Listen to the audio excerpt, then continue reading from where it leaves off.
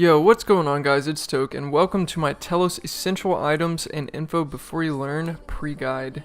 There's a ton of information in this video, and this is before the guide even starts. This video will have all the information you need to know before you go take on Telos. Also, before I start this video, I'd like to give a big shout out to Ideal Gas for allowing me to use some of the information he put together in a guide for some of these stunning rotations, and a lot of the information in here is definitely credited to Ideal Gas, so big shout out to you, big thanks, and I'm going to drop a link to his Twitch and YouTube in the description if you'd like to check out any of his content. So jumping right into it, number one on the list is Dreadnips. If you do not have these already, 100% go get them before you start to learn this boss. I'm quickly going to show you all how I get Dreadnips personally when I run out, and remember you have to kill 500 bosses in the Dominion Tower to unlock Dreadnips. And if you do a little bit of the bosses in there for the comp rec or whatever, you end up getting a Dominion Tower Medallion, and this teleports you directly to it, or you can walk. Circled in red is the entrance to the Dominion Tower. And so you just go into the entrance, and usually I take a Titan in like just one of my bossing presets with like an overload, a summoning flask with a Titan, and a super anti-fire just because of one of the dragons in there. And then you climb up the stairs to the left or to the right of the face, and you can do just endurance or climber. Climber is kind of annoying, so you just gotta do endurance, and you have to spectate someone's fight. So if one of the fights takes longer than a few, like 30 seconds to a minute, then it's not even worth doing it. And already I have to clear up inventory space because you have to stake this guy, but your Titan pretty much demolishes everything in this tower. So if you have the Titan with you, it just makes it so easy. So you have to kill 500 of these bosses to be able to unlock to have the option to unlock Dreadnips, or the option to buy them.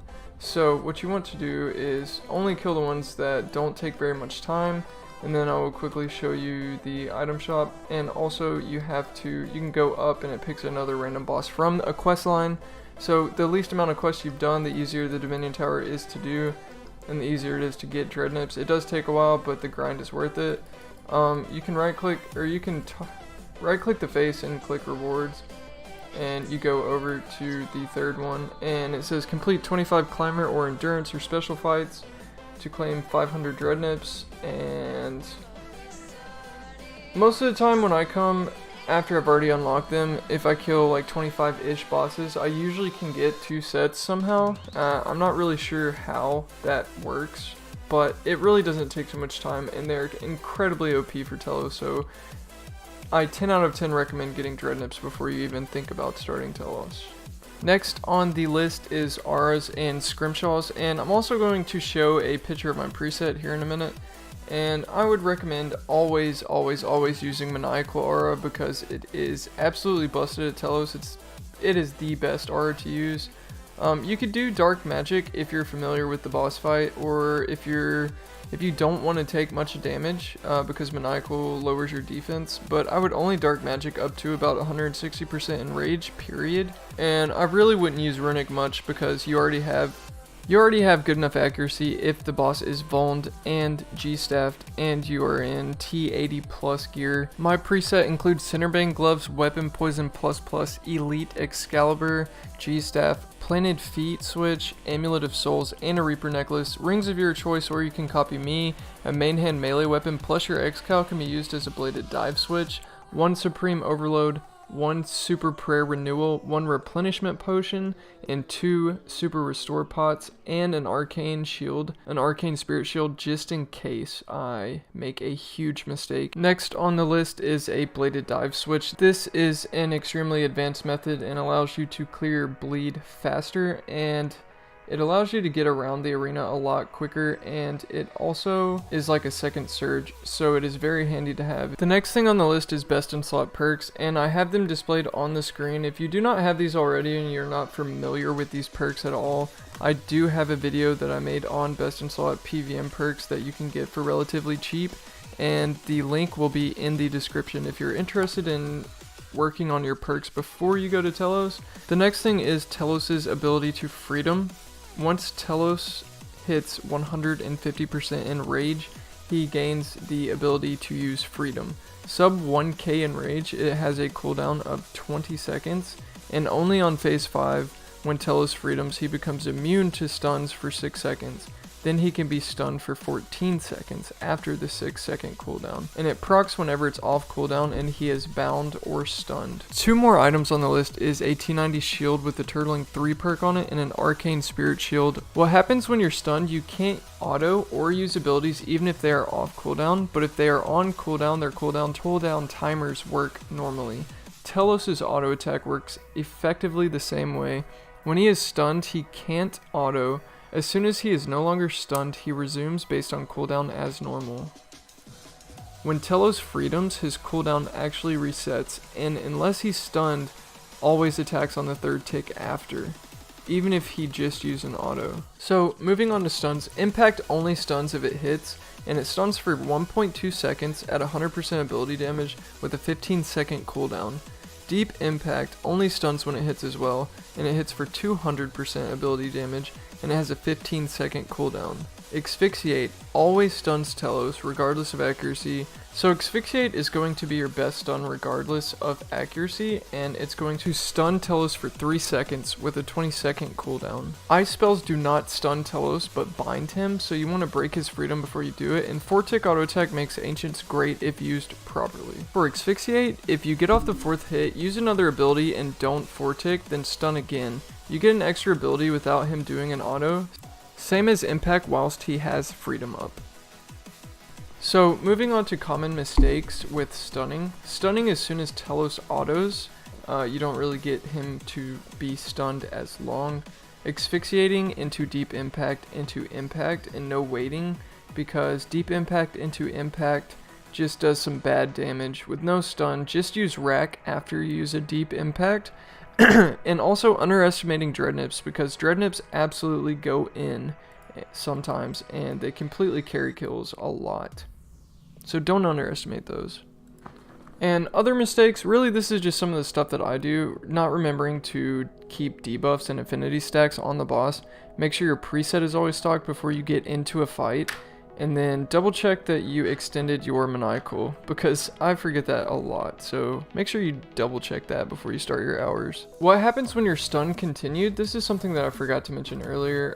You should almost never use Impact on the same tick that he uses in auto. If he has Freedom up, he will attack faster than normal, and otherwise he will attack the same as normal, and it is a waste. And the source is Ideal Gas. Again, thank you for your information about Telos, and his link is in the description again, like I mentioned at the beginning of the video, so check him out. So this next part is some stunning effectively. Stun Telos the tick before he's about to do an auto for the maximum stall. Use Impact when he has Freedom up, above 150% of course. Use another ability, and then auto if you have bad abilities up, then stun him again. He will get 1 auto in whether you wait to restun or not, so use your thresholds or debuffs and try to get a little bit of extra damage in. And then below here are some rotations of how to stun him properly.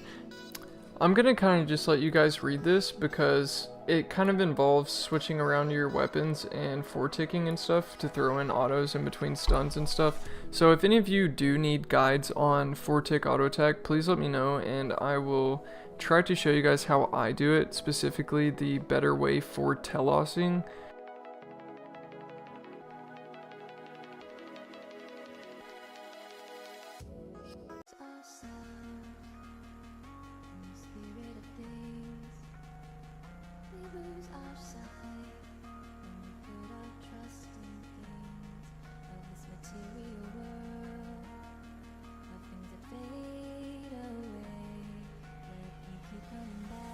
So this is a Telos attack rotation guide that I made that goes through every single phase and special that he does.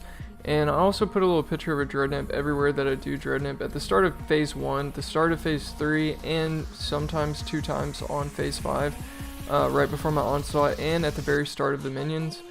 Also, I'm going to... This is basically a pre-guide as you can tell. This is just basically all the information about Telos that I can get in one video before I start making guides about the actual phases. I'm going to make a video for each phase. I'm going to make a phase 1 guide, a phase 2 guide, phase 3, phase 4, and phase 5. And so basically I threw this together so there wouldn't be a ton of questions about all kinds of things. And this chart is also color coded to where each phase that you end on that special, whatever special is in the next one that's colored, it phases into that special. So if you end phase 1 on a charge, you get a heal, and then you sunshine and finish your rotation by onslaught and phase him on the onslaught, and then phase 3 starts with a red virus. And I'll go more into detail with this on my guides about each and every phase and how to phase them properly, etc. So make sure you guys subscribe if you enjoy this video, and I hope it's helpful. Thank you. I also made this into a playlist for conveniency, so check out the phase 1 through 5 guides in the playlist, and this should be the first one in the playlist. So I hope you guys enjoy this, and I hope this helps.